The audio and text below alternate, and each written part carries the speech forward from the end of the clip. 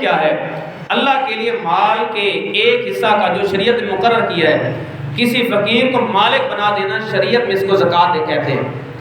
فقیر کو مالک بنانا ہے، یہ نہیں کہ آپ کہیں آپ میرے پاس بیٹھ کے روٹی کھا لو تو کہو پھر زکوٰۃ ادا ہوگی، ایسے نہیں، اس کو مالک بنائے، وہ چاہے تو کھائے چاہے تو لے جائے، اس کو مال کا مالک بنانا ہے۔ یہ نہیں کہ بس اس کو دے دیا اچھا ٹھیک ہے یہاں پہ بیٹھ کے تم کھا لو، ایسے نہیں ہے، اس کو مال کا مالک بنانا ہے۔ اب ہے شرائط زکوٰۃ کہ جس سے پتہ چلے کہ کس پر زکوٰۃ واجب ہوتی ہے۔ سب سے پہلے مسلمان ہونا، یعنی جو بندہ مسلمان ہے اس پر زکوٰۃ فرض ہے، کافر پر فرض نہیں ہے۔ دوسرے نمبر پہ بالغ ہونا، جو بالغ ہے اس پر زکوٰۃ فرض ہے، جو نابالغ اس پر زکوٰۃ فرض نہیں ہے۔ مثال کے طور پر کسی بچے کا والد فوت ہو گیا، وراثت کے اندر بہت سارا مال چھوڑ گیا، لیکن بچہ بھی نابالغ ہے، تو جب تک بالغ نہیں ہوتا یہ زکوٰۃ نہیں دے گا۔ تیسرے نمبر پہ عاقل ہونا، عقل مند ہونا، اگر کوئی پاگل ہو گیا، دیوانہ ہو گیا، اس کی عقل کام نہیں کرتی تو اس پر زکوٰۃ فرض نہیں ہے۔ چوتھے نمبر پہ آزاد ہونا، اگر کوئی غلام ہے اس کے پاس مال ہے تو وہ اس پر زکوٰۃ فرض نہیں ہوگی۔ پانچویں نمبر پہ مالک نصاب ہونا، یعنی جس کے پاس نصاب سے کم مال ہے اس پر زکوٰۃ فرض نہیں ہوگی۔ جو مالک نصاب ہے، مالک نصاب کون ہے؟ کہ جس کے پاس 52.5 تولے چاندی یا 7.5 تولے سونا یا اس کے برابر نقدی موجود ہے یا مال تجارت موجود ہے، وہ مالک نصاب ہے۔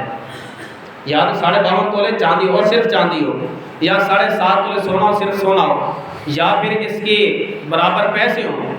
اگر یہ نہیں ہے تو اس کے حساب سے کچھ چاندی پڑی ہے، کچھ سونا پڑا ہے، کچھ نقدی مال پڑا ہے، کچھ مال تجارت ہے اور کچھ ضرورت کا زائد سامان گھر کے اندر موجود ہے، اس سب کا حساب لگا کے پھر اگر اتنے پیسے بچتے ہیں، یعنی آج کل کے حساب سے اگر 52.5 تولے چاندی کی قیمت لگائیں تو جو اسٹیٹ بینک نے بتایا وہ 1,35,179 روپے، سال 2024 کے لیے جو زکوٰۃ کا نصاب اسٹیٹ بینک نے بتایا وہ 1,35,179 روپے، یعنی آج کل کے حساب سے جس کے پاس اتنے پیسے موجود ہیں اس بندے پر زکوٰۃ فرض ہے۔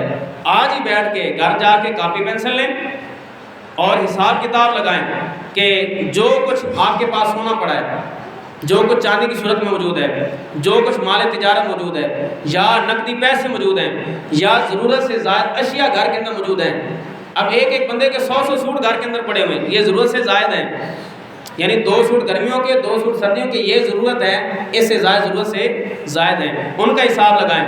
بستر گھر کے اندر کئی پڑے ہوتے ہیں، ضرورت سے زائد ہے، ان کا حساب لگائیں۔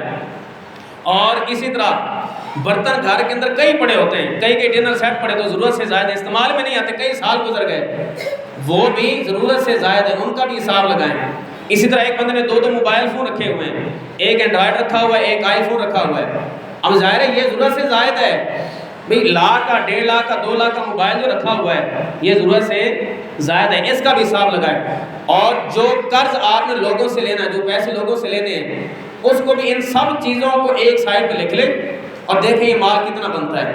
پھر دوسری طرف جو آپ نے لوگوں کا قرض دینا ہے، مثال طور پہ دکاندار ہیں، ادھار مال کسی سے لیا ہوا ہے، اس کے پیسے بھی دینے ہیں، یا ویسے کسی سے قرض لیا ہوا ہے وہ قرض واپس کرنا ہے، جو چیزیں قرض آپ نے دینا ہے وہ ایک سائڈ پہ لکھ لیں، اور جو مال آپ کے پاس موجود ہے یا جو قرض آپ نے لوگوں سے لینا ہے اس کو ایک سائڈ پہ لکھ لیں۔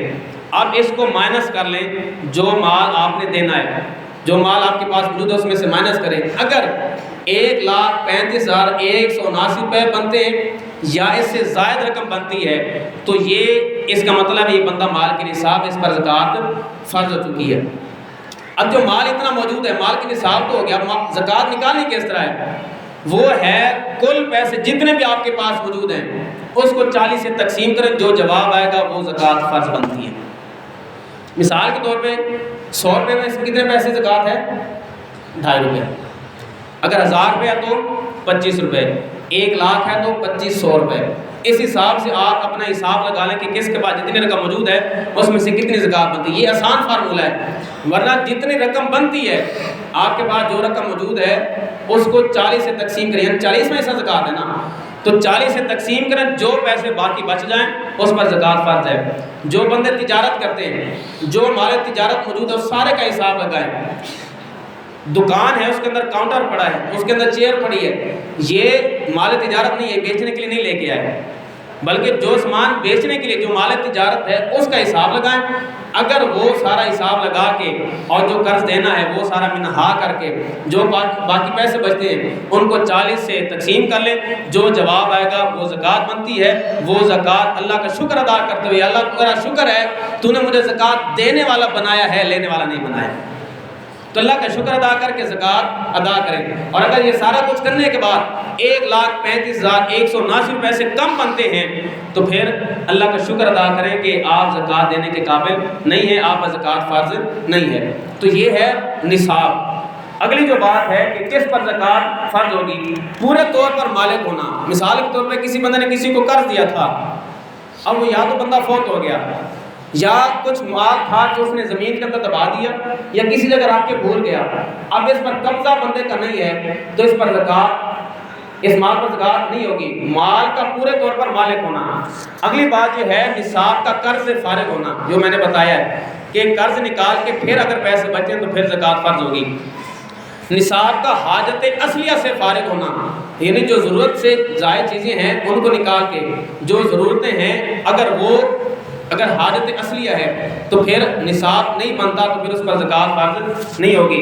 اسی طرح مال نامی ہونا, یعنی مال بڑھنے والا ہو, خواہ حقیقتاً مال بڑھنے والا ہو یا سونا چاندی اس لیے پیدا کی کہ مال بڑھتا رہتا ہے. سونا اگر تولا پڑا ہے, اگر آج 2,20,000 روپے ہے تو کل کو اس نے پھر اور بڑھ جانا ہے. یہ تولا رہے گا لیکن اس کی قیمت بڑھتی رہے گی, کیونکہ مال بڑھنے والا ہے تو اس پر بھی زکوٰۃ بنے گی. یہ ہے زکوٰۃ کی شرائط. اب ہے کہ زکوٰۃ دینی کس کو ہے, یہ تو ہے زکوٰۃ جن پر فرض بنتی ہے, زکوٰۃ دینی کس کو ہے. اللہ تبارک و تعالیٰ ارشاد فرماتا ہے انما الصدقات للفقراء والمساکین والعاملین علیہا والمؤلفۃ قلوبہم وفی الرقاب والغارمین وفی سبیل اللہ وابن السبیل. یہ 8 مصارف زکوٰۃ اللہ تبارک و تعالیٰ نے قرآن پاک کے اندر بیان فرمائے. سب سے پہلے نمبر پہ فقیر, اب تفصیل چونکہ نہیں جاتا وقت ہو چکا ہے. سب سے پہلے نمبر پہ فقیر. فقیر کون ہوتا ہے کہ جس کے پاس کچھ مال ہے لیکن نصاب سے کم ہے, وہ شریعت کے اندر فقیر ہے کہ اس کو زکوٰۃ دی جا سکتی ہے. دوسرے نمبر پہ مسکین. مسکین کون ہے, جس کے پاس نہ کھانے کے لیے کوئی غلہ ہو نہ پہننے کے لیے کپڑا, اس کو مسکین کہتے ہیں, اس کو بھی زکوٰۃ دی جا سکتی ہے. تیسرے نمبر پہ قرض دار. کوئی بندہ قرض آتا ہے, اس نے لوگوں کو قرض دینا ہے تو قرض ادا کرنے کے لیے اس بندے کو زکوٰۃ کے پیسے دیے جا سکتے ہیں. چوتھے نمبر پہ ہے مسافر, جو کہ سفر کے اندر, چاہے اپنے گھر کے اندر وہ بادشاہ کیوں نہیں, لیکن سفر کے اندر اگر اس کو ضرورت پڑ گئی ہے تو زکوٰۃ کے پیسے اس کو دیے جا سکتے ہیں. پانچویں نمبر پہ عامل, یعنی بادشاہ اسلام جس کو زکوٰۃ اسے وصول کرنے کے لیے مقرر کیا ہے عامل, اس کو زکوٰۃ دی جا سکتی ہے. اور چھٹے نمبر پہ ہے مقاتب غلام, یعنی اگر کوئی بندہ قید کے اندر ہے کسی کی تو قید سے رہائی حاصل کرنے کے لیے اس کو زکوٰۃ دی جا سکتی ہے. ساتویں نمبر پہ ہے فی سبیل اللہ, یعنی کہ اگر کوئی مجاہد ہے وہ اسلام کے لیے جہاد کرتا ہے اس کو بھی زکوٰۃ کے پیسے دیے جا سکتے ہیں. اور 8ویں نمبر پہ ہے تالیف قلب, یعنی اگر کوئی بندہ غیر مسلم ہے اور آپ اس کو اسلام کے لیے موٹیویٹ کریں, اس کو اسلام کی ترغیب دلا رہے ہیں اور پھر آپ سوچتے ہیں کہ اگر اس بندے کی میں مالی مدد کروں گا تو یہ اسلام کے لیے مائل ہو جائے گا, تو اس بندے کو زکوٰۃ کا مال دیا جا سکتا ہے.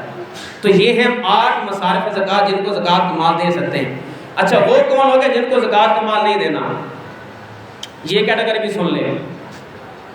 جو بندے کی نسل سے ہیں اور جو بندہ جن کی نسل سے ہے ان کو زکوٰۃ کا مال نہیں دے سکتے. مثال کے طور پہ ماں باپ, دادا دادی, نانا نانی, ان کی نسل سے ہے بندہ تو ان کو زکوٰۃ کا مال نہیں دے سکتے.